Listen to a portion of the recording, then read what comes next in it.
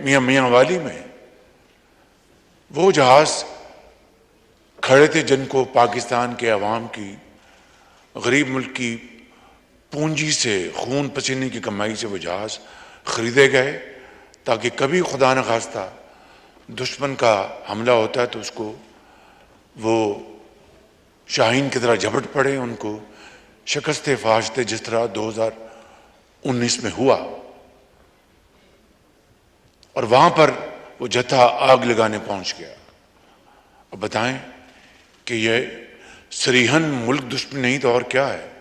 لہٰذا یہ تمام مقدمات، یہ جو آئین نے قانونی اختیارات دیے ہیں، وہ آرمی ایکٹ کے تحت چلیں گے، کوئی نیا قانون بننے نہیں جا رہا۔ جناب اسپیکر، میں آج عرض کرنا چاہتا ہوں کہ عمران نیازی نے یہ ٹویٹ دی ہے اور میں آپ کے سامنے پیش کر کے اس کا جواب دینا چاہتا ہوں۔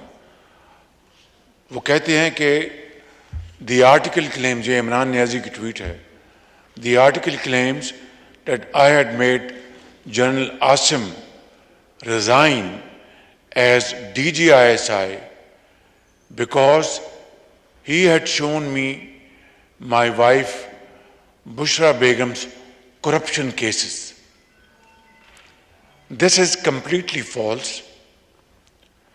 Neither did General Asim show me any proofs of my wife's corruption, nor did I make him resign because of that, quote unquote. جناب اسپیکر، میں اس حوالے سے آپ کی خدمت میں اور آپ کے توسط سے اس معزز ایوان کی خدمت میں یہ عرض کرنا چاہتا ہوں کہ یہ ایک اور عمران نیازی نے سفید جھوٹ بولا ہے۔ یہ میں بات آج اس معزز ایوان میں پوری ذمہ داری کے ساتھ بلا خوف تردید یہ کہہ سکتا ہوں کہ موجودہ سپہ سالار جنرل سید عاصم منیر نے جب وہ DGISI تھے تو انہوں نے عمران نیازی جو اس وقت وزیر اعظم تھے، جھرلو الیکشن کی بنیاد پر ان کو کہا کہ آپ کی اہلیہ محترمہ کرپشن میں ملوث ہیں، اور انہوں نے یہ بات حقائق کی بنیاد پر ان کو بتائی، تو ان کو ظاہر ہے کہ اس کا بڑا ان کو غصہ چڑھا، انہوں نے اس کو بالکل پسند نہیں کیا، and the rest is history. میں آج آپ کو یہ گزارش کرنا چاہتا ہوں کہ عمران نیازی نے ایک مرتبہ پھر قوم کے سامنے سفید جھوٹ بولا ہے، دھوکہ دیا ہے۔ یہی وجہ تھی کہ DGISI جنرل عاصم منیر کی ٹرانسفر کی، کہ انہوں نے اس وقت کے وزیر اعظم کو کنفرنٹ کیا کہ آپ کے اہل خانہ کرپشن میں ملوث ہیں۔ جناب اسپیکر، یہ بات میں نے اس لیے کی کہ میرے یہ ذاتی علم میں ہے، اور یہ بات میں بلا خوف تردید کر رہا ہوں۔ اور پھر ہاتھ کنگن کو آرسی کیا؟ مجھے بتائیں، وہ تو شاید کچھ کروڑوں روپے کی کرپشن ہوگی یا 1-2 ارب روپے کی کرپشن ہوگی، خدا جانتا ہے۔ وہ فیکٹس اگر وقت آئے تو وہ فیکٹ سامنے آ جائیں گے، لیکن جو بات میں یہاں پر کرنا چاہتا ہوں کہ 60 ارب روپے کی کرپشن کو آپ کہاں لے جائیں گے جناب اسپیکر؟ سعودی ولی عہد کی وہ ایک نادر تحفہ مکہ مکرمہ کی، وہاں پر ماڈل تھا اس گھڑی میں کروڑوں روپے کے، اس کو بازار میں بیچ دیا اور جعلی رسید پیش کر دی، بیچا اس کو دبئی میں، اور کہا کہ یہاں پر اسلام آباد میں پتہ نہیں کون سی پچھواڑے میں دکان ہے، اس کی جعلی رسید دے دی۔ اس سے بڑا اور جناب اسپیکر سنگین مذاق اس قوم کے ساتھ کیا ہو سکتا ہے؟ ہمارے برادر ممالک کے جو سربراہان ہیں ان کے ساتھ اور کیا سنگین مذاق ہو سکتا ہے؟ اور 60 ارب روپے کی کرپشن کے نتیجے میں جب آپ نے نہیں، میں نے نہیں، اس گورنمنٹ نے نہیں، نیب نے نوٹس وارنٹ جاری کیا. اور میں بات یہاں پر بڑی ذمہ داری سے اس معزز ایوان کے سامنے کرنا چاہتا ہوں، پھر بلا خوف تردید، کہ باخدا مجھے بھی علم نہیں تھا کہ نیب نے یہ وارنٹ جاری کیے ہوئے ہیں. وہ کورٹ میں ان کی گرفتاری ہوئی.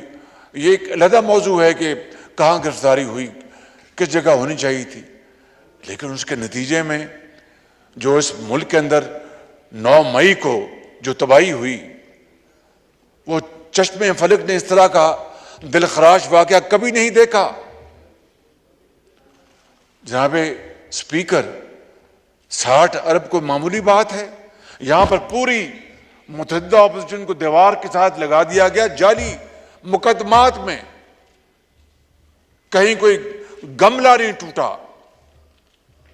کس طرح ان کو گھسیٹ کر لے جایا جاتا تھا اور کیا کیا وہ جیلوں میں ہوتا تھا. خود عمران نیازی لاہور وارد ہوتے تھے جب کوئی اپوزیشن کا ممبر جا کے وہ کوٹ لکھپت جیل میں وہاں پر گرفتار ہوتا تھا تو خود آ کر وہاں پر ہدایات دیتے تھے. اس حد تک ان کی ذاتی انا کی تسکین کے لیے وہاں پر پہنچتے تھے. اور یہ تو قوم کا پیسہ 60 ارب روپیہ.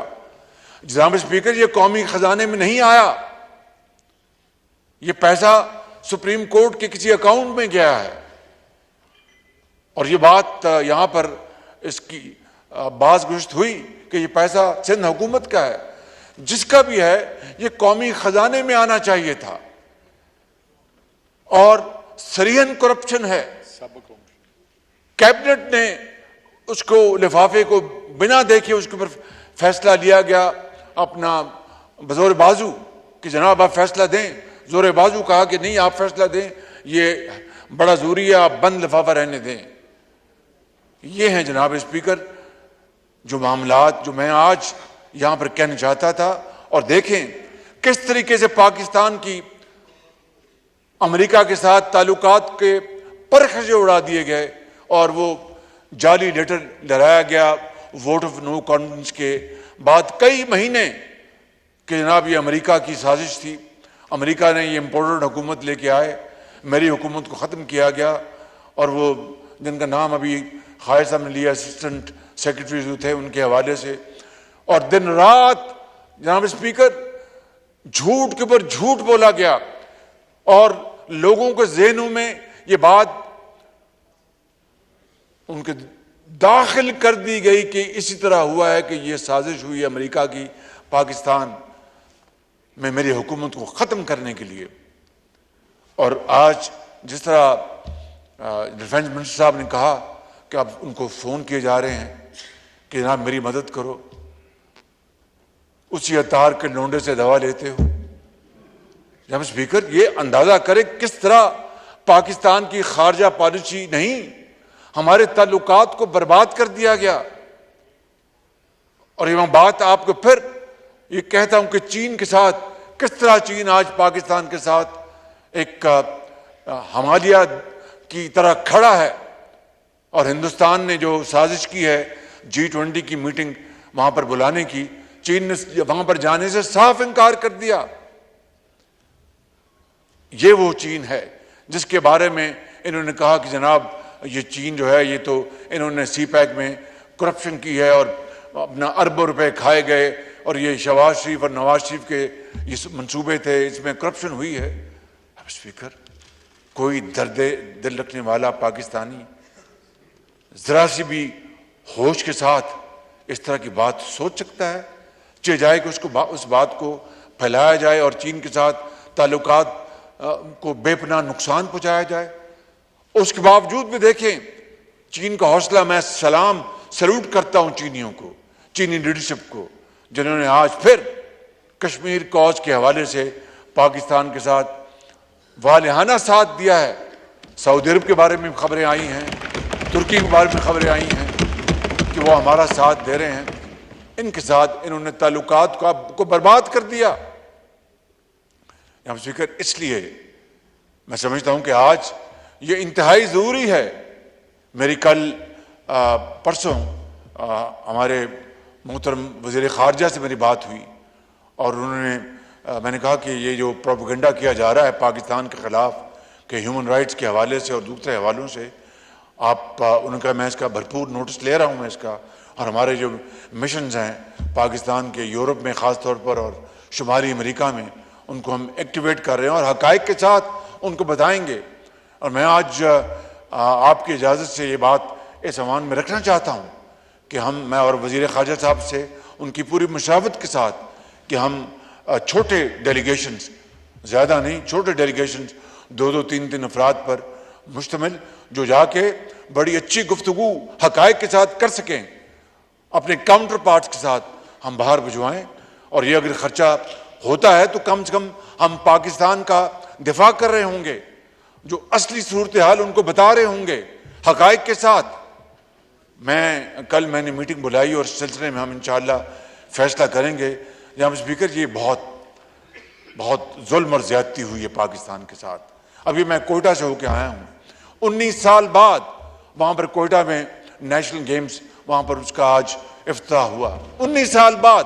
یہ کوئی معمولی بات ہے کہ کس طریقے سے جناب اسپیکر ان سپوتوں نے، قوم کے سپوتوں نے، جن کے بارے میں وہ مرحومہ نے کہا تھا کہ پتر ہٹاتے نہیں لفظ ہے، انہوں نے اپنی جانیں ہتھیلی پر رکھ کر اپنی قوم کے ماؤں اور بچوں اور بزرگوں اور جوانوں کو بچایا اور اس دہشت گردی کا قلعہ کما کیا۔ اور ان کے بارے میں انہوں نے جو کچھ کیا 9 مئی کو، اس کے بعد میں سمجھتا ہوں کہ یہ قوم کبھی اس دلخراش واقعے کو کبھی نہیں بھولے گی۔ اور میں آپ کو آج پھر بڑی عاجزی سے، ہمارے دل میں کوئی انتقام نہیں، کوئی وینڈیٹا نہیں ہے، بخدا میں آپ کو بالکل دل سے بات کر رہا ہوں، لیکن جنہوں نے اس قوم کے شہیدوں اور غازیوں کی بے حرمتی کی ہے اور ان کے یادگاروں کو پاؤں تلے روندا ہے اور ان کو گالی گلوچ کیا، جا کے اپنا قائد اعظم ہاؤس کو جا کے وہاں پر اس کو راکھ بنایا اور پوری دنیا کو بتایا کہ ہم پاکستانی نہیں، ہم دشمن ہیں۔ جناب اسپیکر، ان کو قانون اور آئین کے کٹہرے میں کھڑا کرنا ہوگا۔ اگر ان سے رعایت برتی گئی تو میرے منہ میں خاک، یہ ملک نہیں بچے گا۔ اس لیے میں کہتا ہوں کہ ہمارے کوئی ہم منقسم مزاج نہیں ہیں، سوال پیدا نہیں ہوتا۔ ہمیں نواز شریف کی ٹریننگ ہے، دیکھیے کہ ہم نے کیا کیا، ہم نے بڑی بڑی مصیبتوں کو ہم نے تحمل سے برداشت کیا۔ پیپلز پارٹی نے کتنے بڑے دلخراش واقعات کو صبر و تحمل سے برداشت کیا، مگر یہ واقعہ ایسا ہے جو میرے اور آپ کی یہ کنٹرول سے باہر ہے۔ یہ قوم کی امانت ہے، میں انشاءاللہ یہ قوم کی امانت قوم کو لوٹاؤں گا انشاءاللہ۔